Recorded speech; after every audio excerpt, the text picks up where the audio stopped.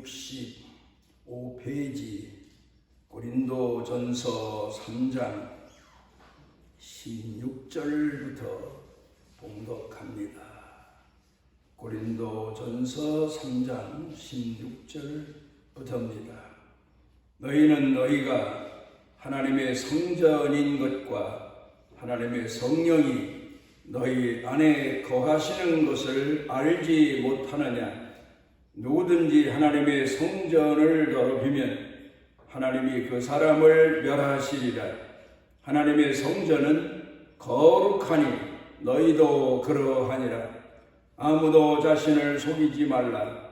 너희 중에 누구든지 이 세상에서 지혜 있는 줄로 생각하거든 어리석은 자가 되라. 그리하여야 지혜로운 자가 되리라. 이 세상 지혜는 하나님께 어리석은 것이니 기록된 바 하나님은 지혜 있는 자들로 하여금 자기 꾀에 빠지게 하시느니라 하였고, 또 주께서 지혜 있는 자들의 생각을 헛것으로 아신다 하셨느니라. 그런즉 누구든지 사람을 자랑하지 말라. 만물이 다 너희 것임이라. 바울이나 아볼로나 게바나 세계나 생명이나 사망이나 지금 것이나 장래 것이나 다 너희의 것이요 너희는 그리스도의 것이요 그리스도는 하나님의 것이니라.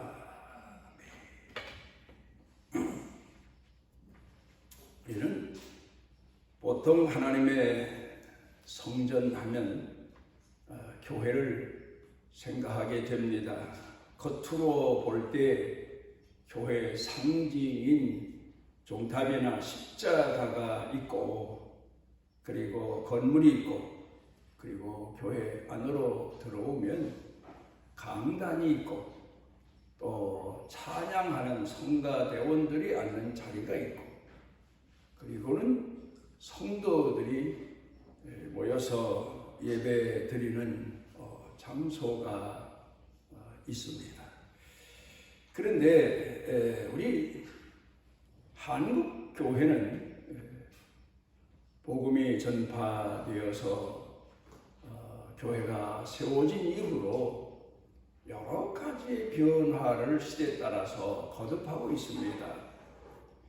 우선 교회 겉모양도 현대식 건물로 많이 바뀌어지고 있고, 또 교회 안에 들어오면 강단도 옛날 강단하고는 많이 차이가 나도록 그렇게 구성되어 있고, 성가대석도 그렇고, 그리고 교인들이 모여서 예배 드리는 장소가 처음에 우리나라에 복음이 들어왔을 당시에는 우리 사회 풍습이 그랬으니까 엄하신 어른 앞에서 어떻게 책상 다리를 하고 앉아서 예배를 드리겠느냐, 무릎 꿇고 예배를 1시간 넘게 2시간 거의 가까이 드렸습니다.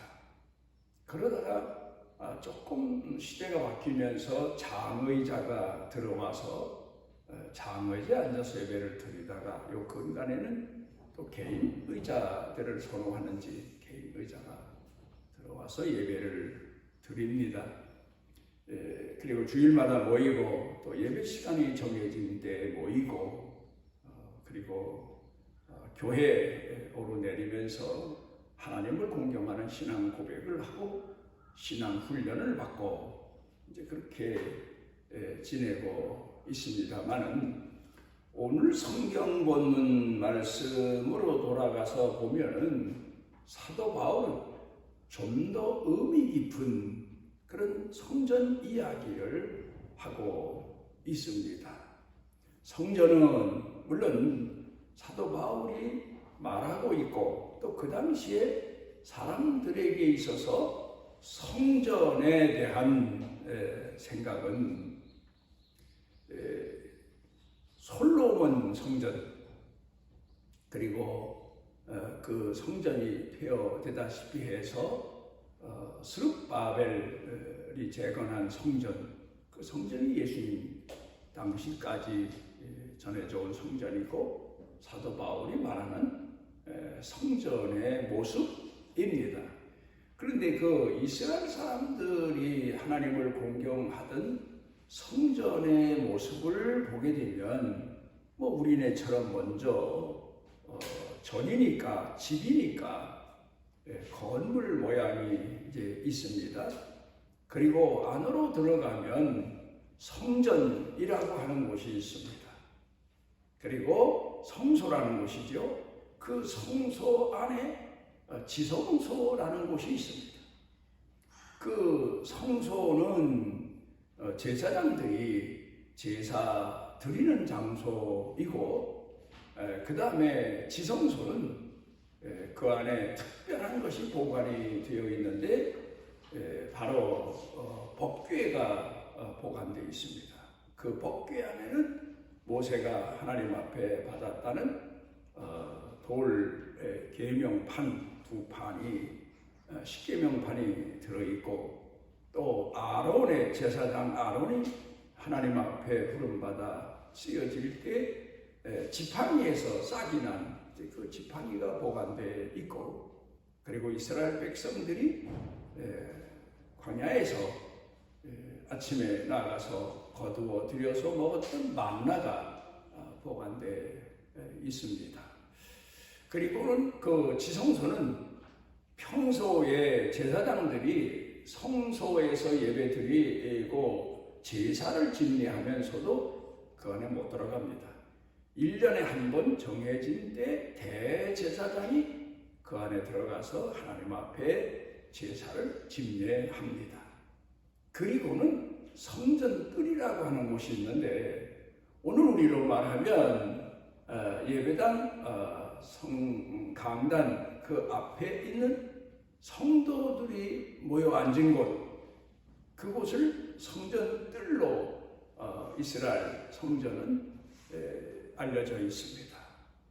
성전뜰에는 제사 드리는 백성들이 와서 그곳에서 자기 대신 자기가 제사장에게 드린 제물을 가지고 제사장이 성소 안에 들어가서 하나님 앞에 제사 활동안에 거기 서서 기다리는 그런 장소입니다.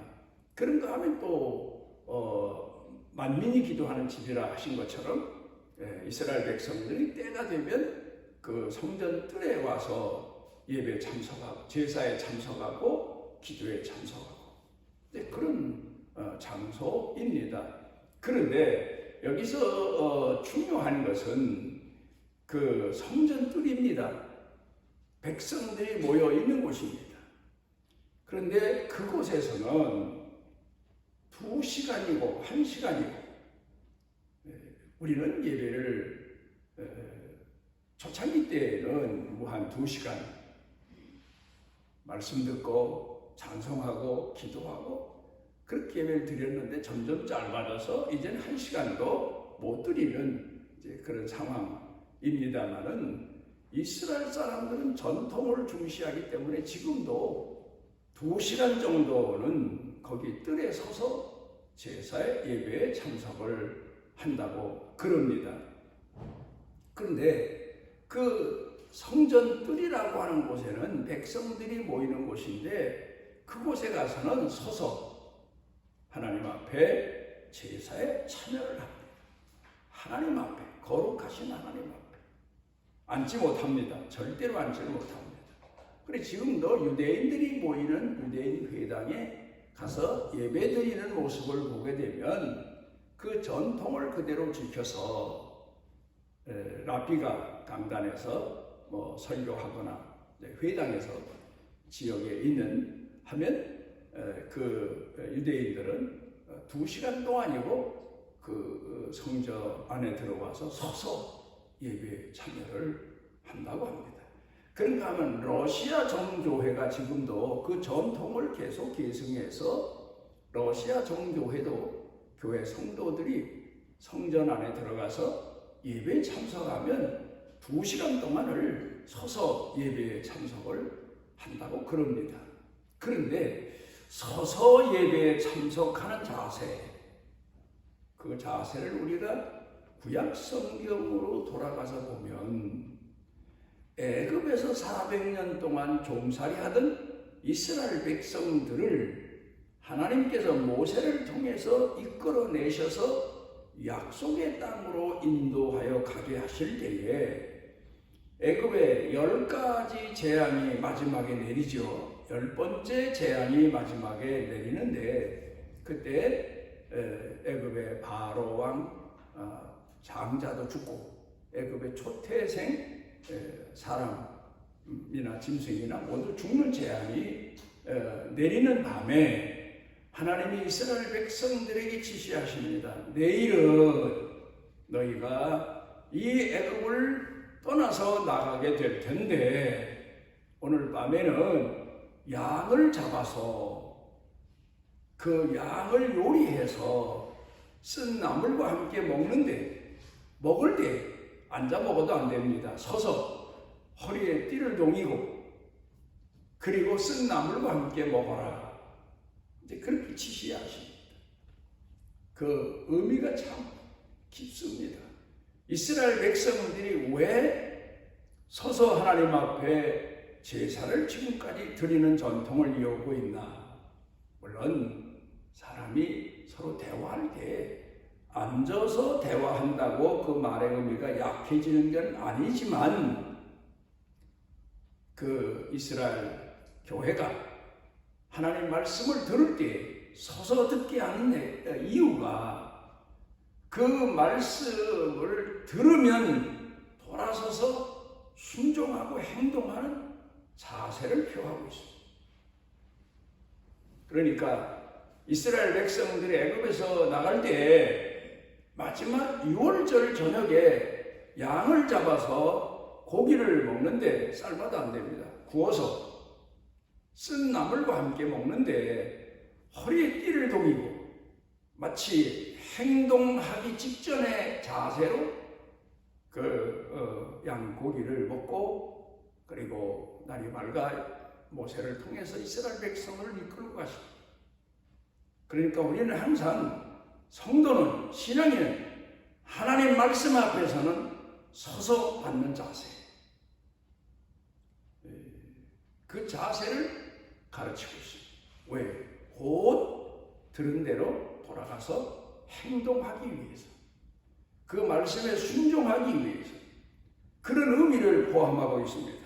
물론 앉아서 우리처럼 예배드린다고 해서 말씀을 듣기만 하는 건 아니지만 그러나 말씀을 듣는 사람들에게 강조되는 것이 듣기만 하지 말고 논란만 벌리지 말고 옳으니 그러니 떠들지만 말고 하나님 말씀에 순종할까 말까 망설이지만 말고 하나님 말씀에 이해가 되든 안 되든 말씀을 들으면 그대로 순종해라.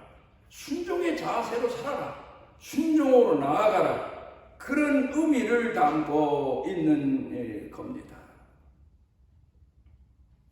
그래, 이런 깊은 뜻을 가진 성전에 대해서 사도 바울이 이야기를 하는데 보통 사람들은 성소, 성전 하면은 교회만 생각했는데 오늘은 한 걸음 더 나아가서 영적인 의미를 부여하며 말합니다.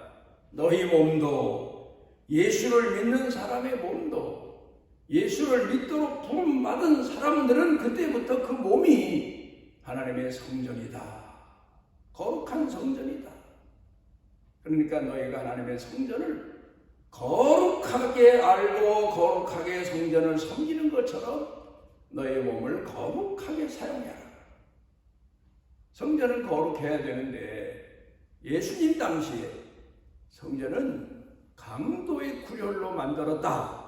예수님께서 책망하시고 그 성전에서 비둘기 팔고 양 팔고 돈 바꾸고 장사하는 사람들 상을 뒤집어 엎으시며 호통을 치시고 꾸짖으신 적이 있죠.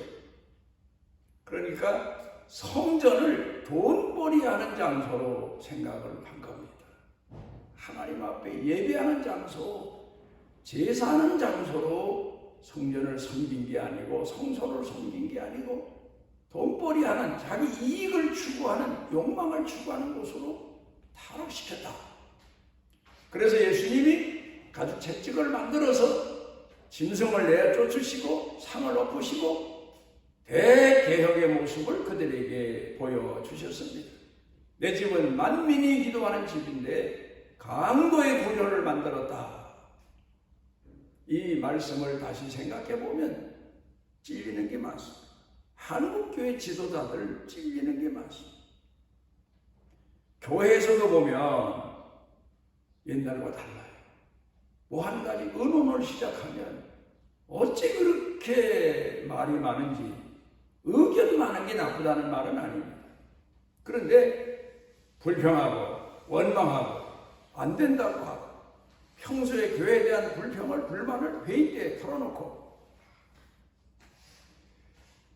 그런가 하면 교회보다 더한 것이 또 노회입니다. 노회 가면 대단한 사람들이 많아요. 그런 사람을 옆에서 목사 장로들이 노회 회원인데 가만히 보면 저 사람 교회에서 어떻게 하고 있을까? 자기 섬기는 교회 가면 어떻게 교회를 섬길까? 걱정이 돼요.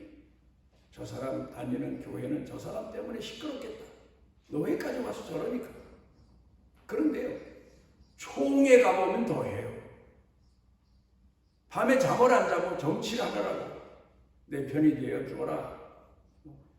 별별 사람들이 상상하기 어려운 그런 짓들을 통해서 뭐 자기네 목적한 법을 통과시키고 정치의 잠, 타락한 정치의 잠으로 한국교회를 만들어 놨어요. 그래서 좀 더 깊이 신앙 생활을 생각하는 분들은 노회 한번 갔다 오고 안 가려들고 총회 갔다 와서 총대로 뽑아줘도 안 가려들고 내가 거기 가서 무슨 얘기를 하겠느냐? 안 간다고. 가서 좋지 못한 걸 보는데 안 보는 게 낫지.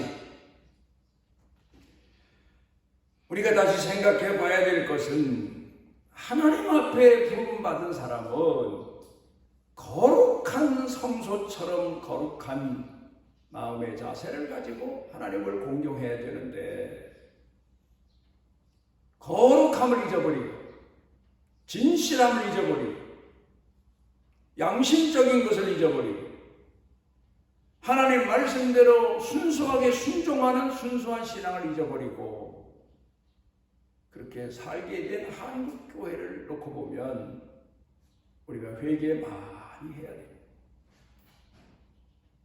코로나로 인해서 아마 제일 고전한 우리 한국 사람들 중에 곳이 교회 아닌가.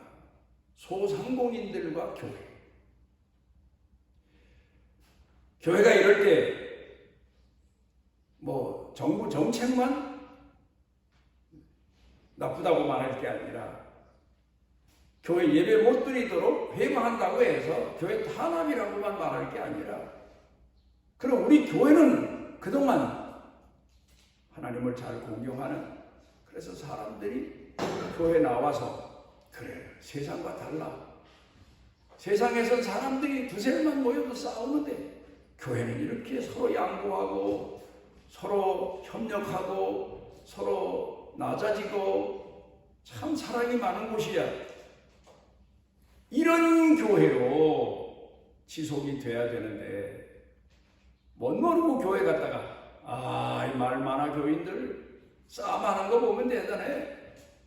이런 소문이 세상에 나고 있단 말이에요. 오늘 성경 본문으로 돌아가서 보면 초대교회 때도 그랬어요.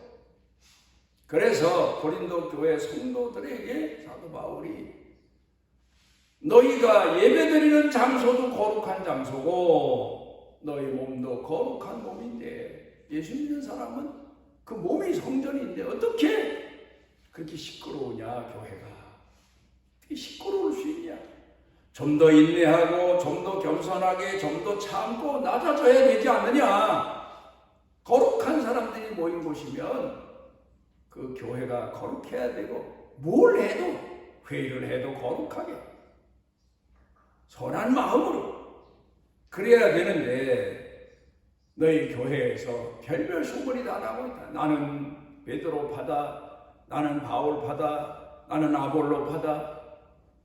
정치꾼들이 모인 장소처럼 교리 싸움, 별별 다툼이, 그러다 보면 사람들이 흔히 말하는 인종차별 이런 것들이 같은 부류면서도 나는 베드로를 존경한다, 나는 아볼로를 존경한다, 나는 바울을 존경한다, 그러면서 다투니 너희가 어찌 하나님을 공경하는 신앙인들이라고 말할 수 있겠느냐.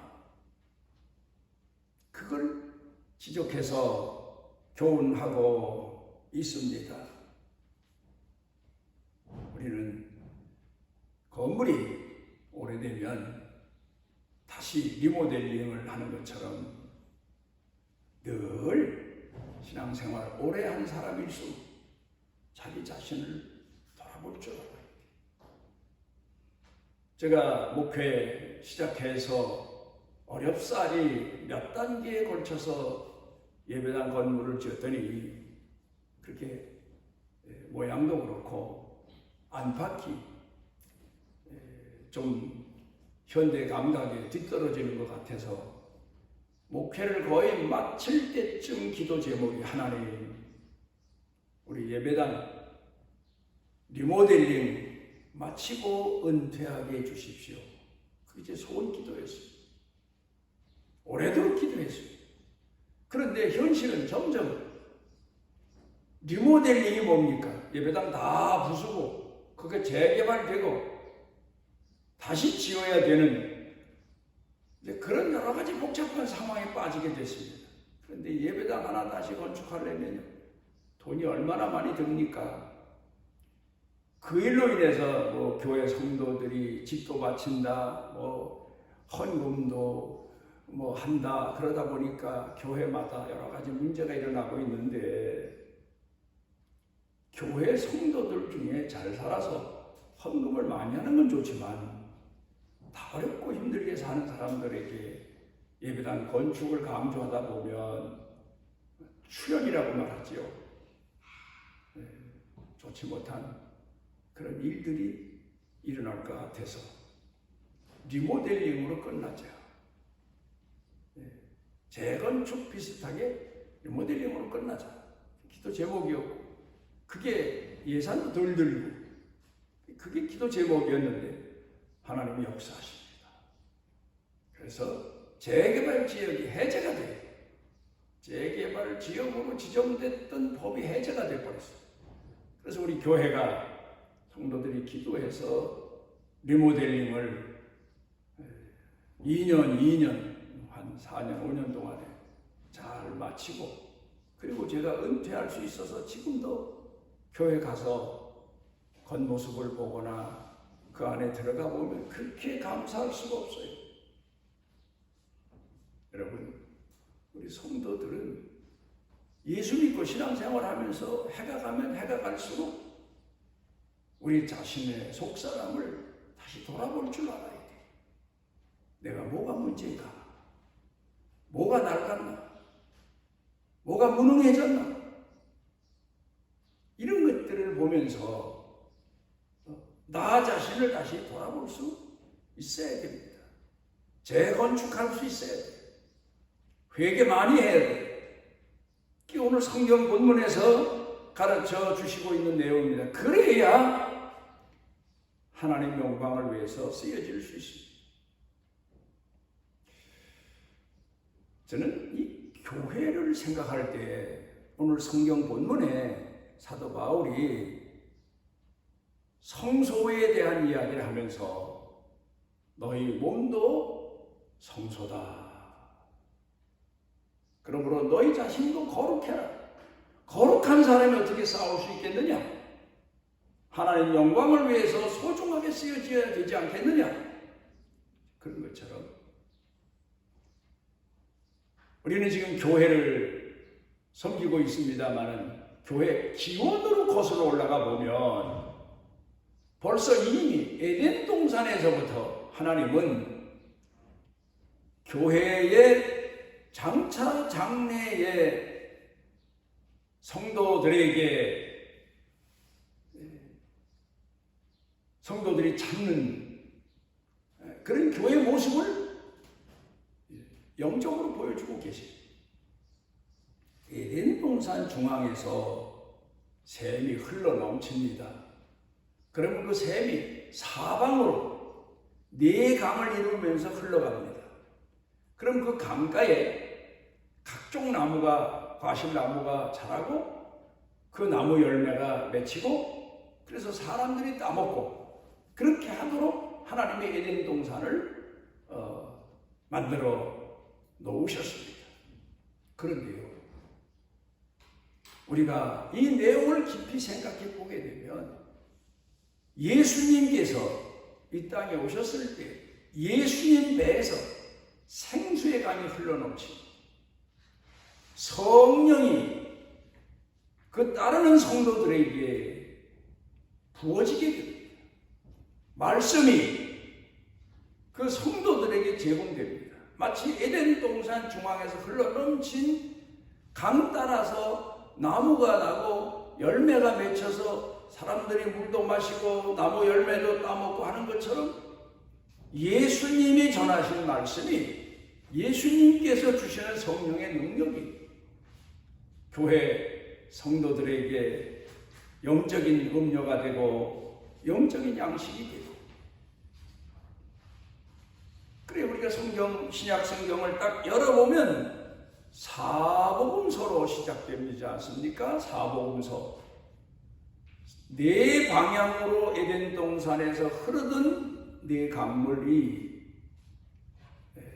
결국은 신약 성경에 와서 사복음서를 통해서 세상에 복음이 전해지게 되고 복음이 전해지는 곳에 성령이 흐르게 되고 역사하시게 되고, 우리가 예수를 믿잖아요.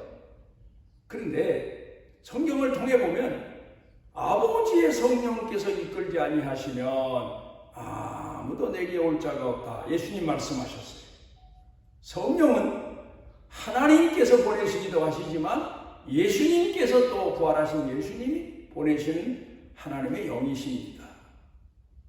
그러니까 이제 복음이 전파되는 곳에 성령이 역사하시고 그리고 말씀이 전해집니다. 그래 강가에, 시절 좋은 강가에 나무 열매를 따먹고 사람들이 그 강에서 목욕하고 물 마시고 사는 것처럼 성령을 통해서 우리 자신이 감동을 받고 회개하게 되고 하나님 말씀의 소중함을 더 깨닫게 되고,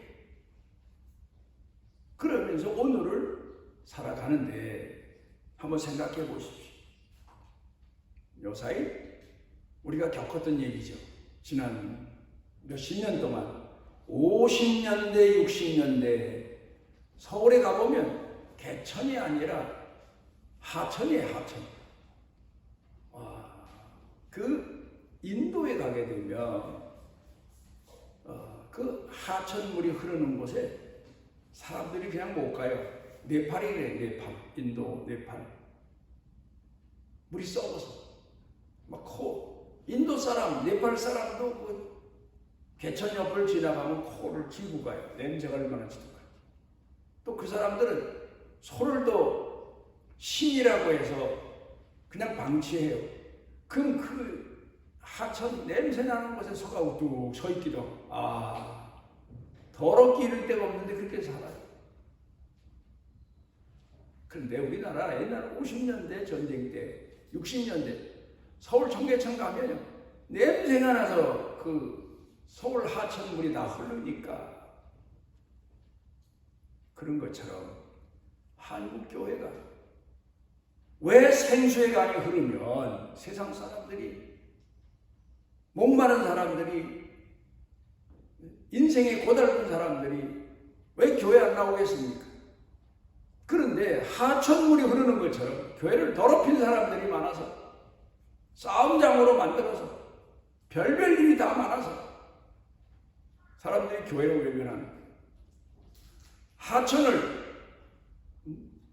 개천을 하천으로 만들어 놨던 우리 60년대처럼 한국 교회가 지금 그렇지 않나 돌아봐야 돼. 사도 바울이 고린도 교회를 향하여 지적한 내용처럼 우리 한국 교회도 참 회개할 게 많구나. 그렇잖아요. 뭐 다 하나님 믿는 사람들이면 좋은데 장로교, 감리교, 성결교, 순복음 교단은 왜 안 알았어요? 그런가 하면 또 이단들은 또 더더구나 교회보다 더 성해요. 우리가 이때 정말 하나님의 성전 성소를 잘 섬기는 신앙인으로 살아야 되겠구나. 나 자신도 돌아봐야 되지만 교회도 잘 섬겨야 되겠구나. 이런 의미에서 회개를 많이 하고 우리 자세를 바로 잡는 그런 성도들이 되어야 되겠습니다. 기도하십니다. 우리를 오늘도 주님 성전의 길도로 이끌어 주시고 우리 마음을 쏟아 하나님 앞에 예배드릴 수 있도록 은혜 주셔서 감사를 드립니다. 하나님, 우리 자신이 더 낮아지고 더 낮아져서 겸손한 가운데 주의 전을 섬기고 또 많은 사람들로 하여금 목마른 사람들이, 인생에 지친 사람들이 맑은 물가로 찾아오는 것처럼 교회를 찾아올 수 있도록 교회를 잘 섬기고 복음 전하는 이 선교의 사명을 잘할 수 있도록 은혜와 은총을 더해 주시고 한국 교회가 이 재앙의 시대에 누구를 원망하기보다 낮아진 자리에서 하나님 잘못 섬긴 것 회개하는 기회가 되게 해 주옵소서. 예수님 이름으로 기도드리옵나이다. 아멘. 날개 아래 보호를 받으러 온 내게 온전한 상 주시기를 원하노라. 평생도록 우리를 부르시고 우리의 선한 목자 되심을 포기치 아니하시고 우리와 함께 하시고 푸른 초장 잔잔한 물가로 이끌어 인도하시는 우리 주 예수 그리스도의 무한하신 은혜와 만세전에 우리를 모태 지음 전받기 때부터 아시고 우리를 사랑하시고 우리를 품에 품으시고 세상에 태어나도록 섭리하시고 역사하시고 태어나 오늘까지 살아오도록 은총 주신 우리 아버지 하나님의 만극하신 사랑과 우리 속에 내재하셔서 감화감동케 하시고 우리로 하여금 때마다 깨닫게 하시고 깨우쳐 하나님의 선하신 뜻을 가슴에 품게 하시는 성령님의 능력의 은총이 사랑하는 자녀들 머리 위에 영육간에 사는 생활 중에 가족 중에 자녀 자손 중에 일터 경영 중에 그리고 영육간의 건강 중에 온 교회 중에 넘치고 넘치도록 함께 하시기를 축원하옵나이다.